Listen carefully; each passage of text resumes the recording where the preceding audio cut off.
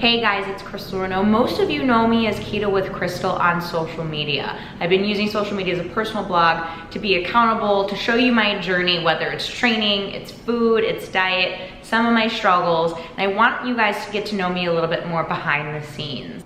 I do consider myself an athlete today, but that was not the case over 5 years ago.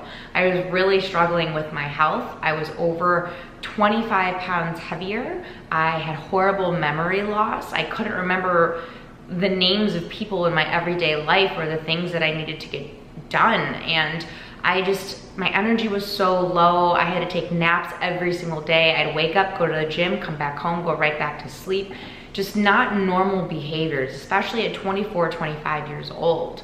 So I went to the doctor just as a proactive measure. I knew something was wrong, and I was hoping that it was something that could be easily fixed. I think that's what we're all looking for, these easy fixes these days. And he did some blood work, and he looked at me and said, "Crystal, you look healthy on the outside, but on the inside, you look like a 60-year-old woman going through menopause. My estrogen was completely imbalanced. My iron was way too high. My thyroid was not working properly because it was overactive. I had adrenal fatigue. So even though I looked pretty healthy on the outside, I was a mess on the inside." And that was something that I didn't expect.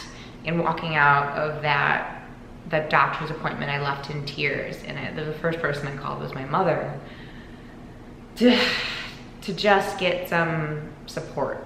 I really wanted to treat the problem and not just treat the symptoms with medication. So my doctor really decided to start with diet. He told me to start cutting out the grains, the processed foods. I mean, my doctor told me not to eat rice, and my first instinct was I'm Asian. I feel like that's just in my blood.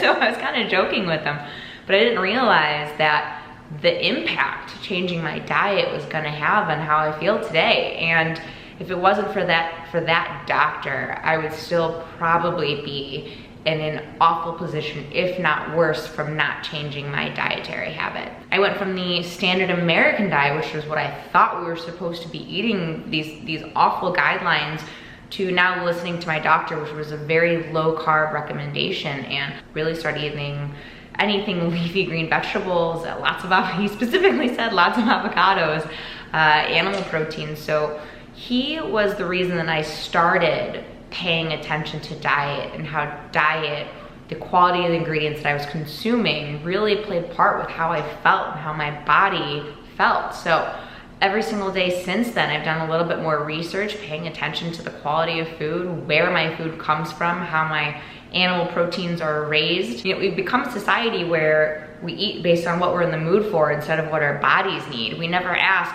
what do I need today to repair, to rebuild, to recycle, to create a healthier body for tomorrow? We just don't do that. We've really lost touch with ourselves. So circling back to what's important and what we need, it starts with diet. And it's something that I've been trying to really set the standard, set the example, be the example to show you guys that by starting with the quality of ingredients, the products that you put in your body, that's gonna set you up, build that foundation for success for the rest of your life.